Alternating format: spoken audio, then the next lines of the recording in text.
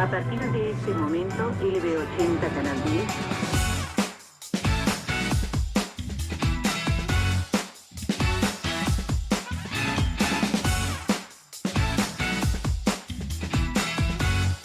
Ha nacido el color en la Argentina. Canal 10 de Córdoba se regocija.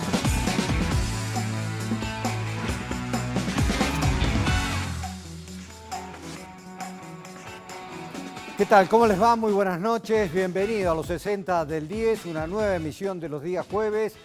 Hoy vamos a recordar otro hecho histórico que fue noticia aquí en nuestra provincia de Córdoba, porque se volvía a votar después del golpe militar a la presidencia del cordobés Humberto Ilia.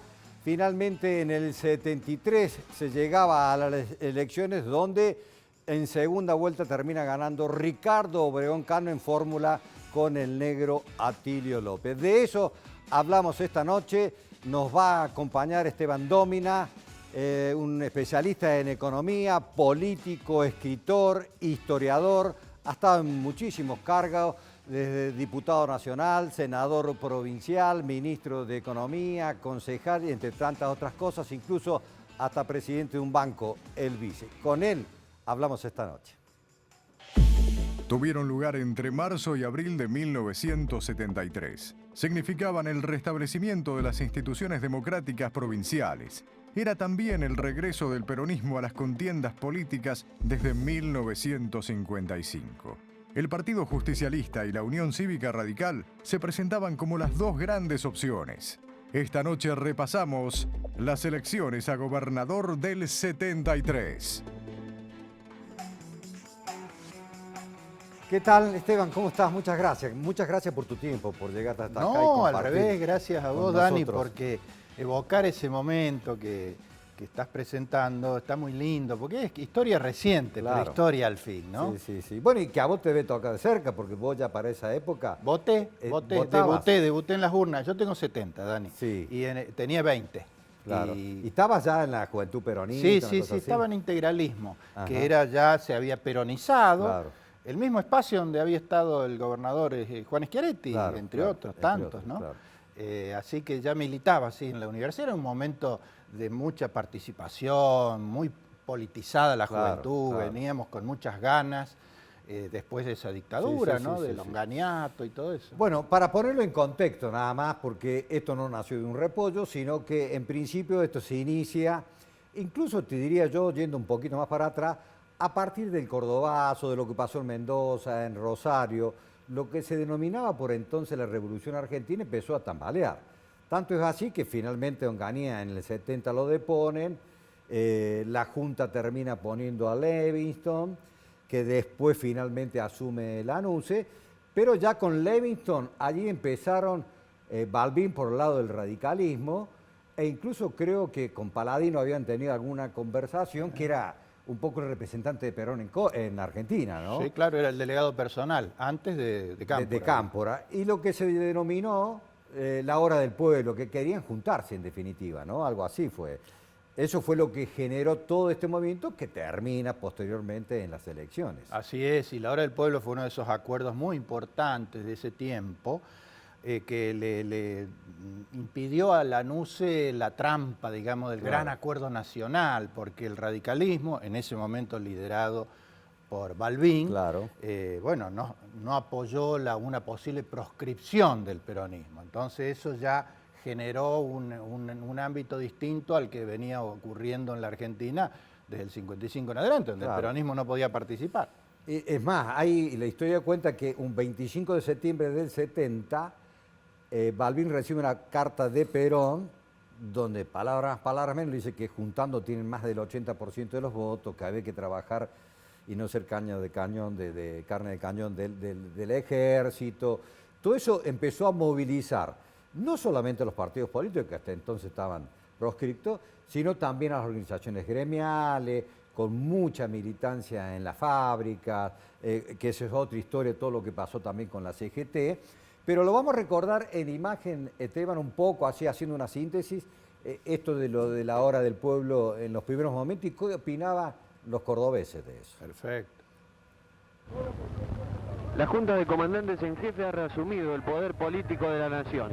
Ahora vamos a preguntar al hombre de la calle de Córdoba qué opina de esta nueva variante en el proceso nacional. ¿Qué opinan de la situación del país en este momento, del cambio de gobierno? Bueno, la situación del país en este momento crea un poco de incertidumbre en la ciudadanía. ¿Cómo ve usted personalmente el futuro del país?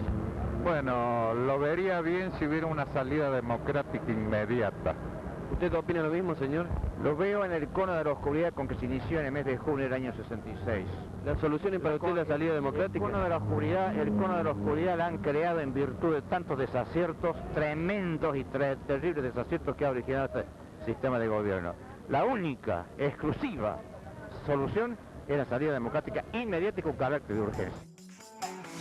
Bueno, se expresaba en la calle así, con esos términos, ¿no? Porque son dos personas comunes, no es que eran políticos, era todo ese movimiento de lo que genera. Porque la ANUCE había dicho en su primer discurso que su intención la intención de la Revolución Argentina, era entregar el mando a un presidente elegido por el pueblo, pero no puso fecha. No, pero la idea era tratar un pacto, digamos. Claro, pero de operar para que finalmente ese presidente viniera de partidos, no digo afines, pero más cercanos, que no fueran el peronismo, claro. Digamos. Esa era la idea, tal es así que la NUCE, Dani, pone una fecha, 25 de septiembre, claro, para que quienes quieran ser candidatos en las elecciones que ya había anunciado, que estar ahí, sí, debían estar en la Argentina. Era directamente una provocación a Perón, que no aceptó ese plazo, no lo cumplió. No vino en agosto, sino que vino el 17 de noviembre. Claro, y tal es así que la NUCE bravuconeó, le dijo no viene porque no le da el cuero, claro, porque era muy interesante. Sí, la NUCE era un general con cintura política, claro, no claro, un milico bruto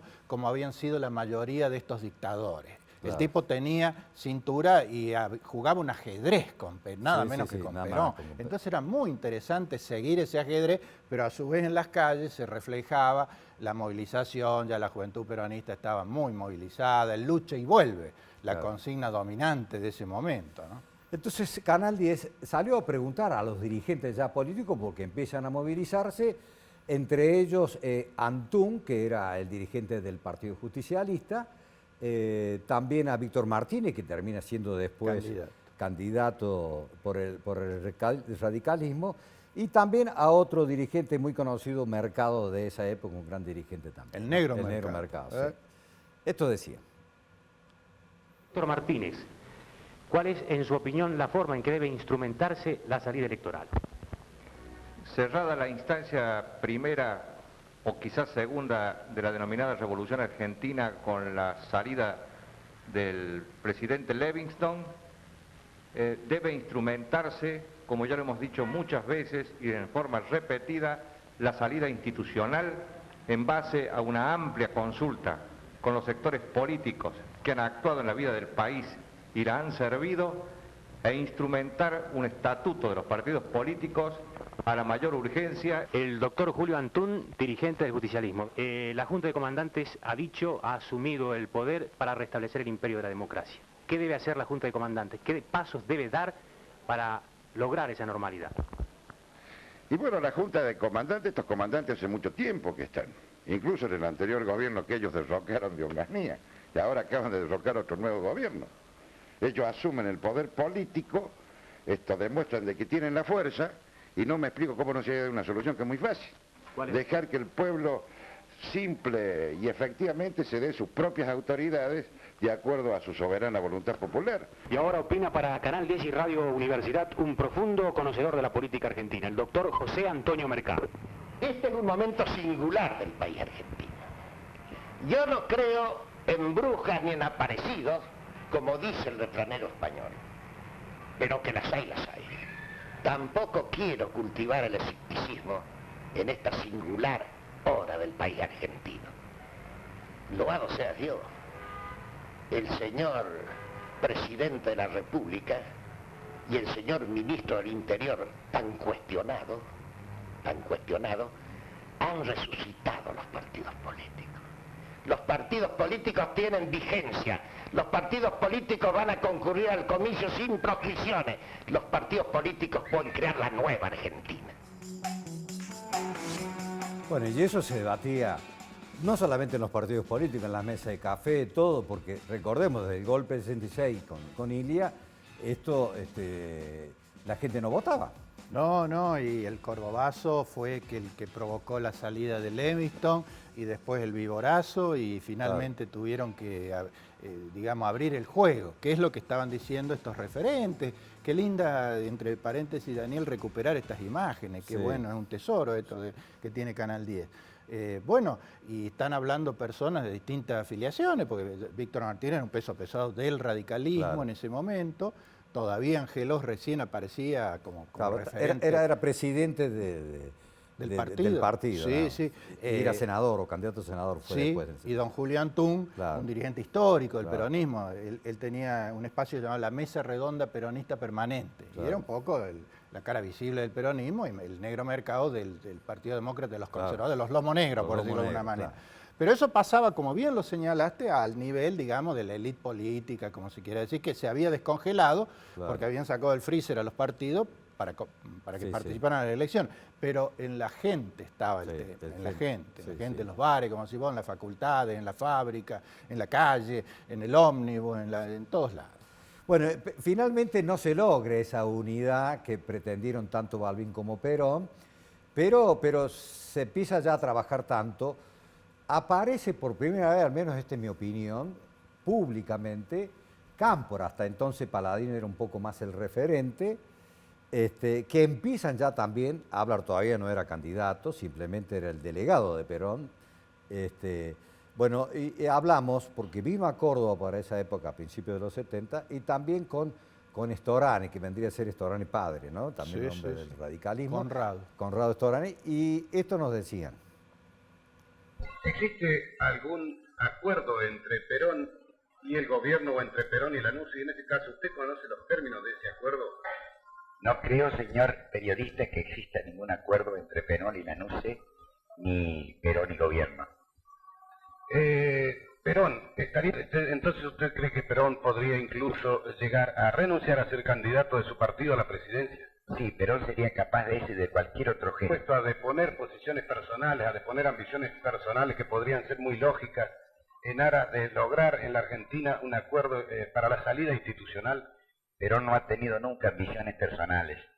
Las únicas ambiciones que tiene Perón es la grandeza del país y la felicidad de su pueblo. Y está siempre dispuesto a hacer lo que el pueblo quiere. Se lo va a permitir el pueblo, que está decidido a postular y a consagrar su candidatura como presidente de los argentinos.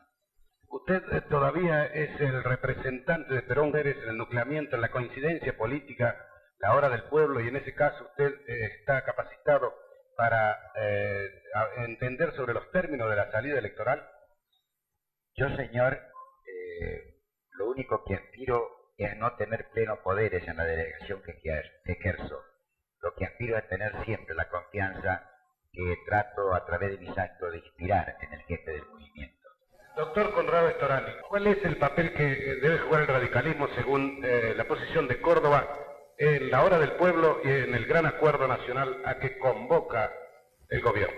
Bueno, personalmente, y esto lo discutiremos seguramente en un futuro inmediato, pienso que la misión de la hora del pueblo ha concluido.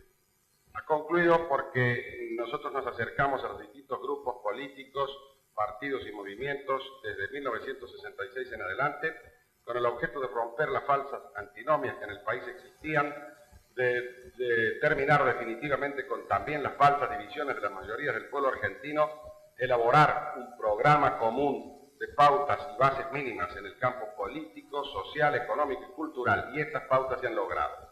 Aclaramos siempre perfectamente de que esto no era el intento ni la gestación de un pacto electoral entre partidos entre el que la Unión Cívica Radical pudiese involucrarse.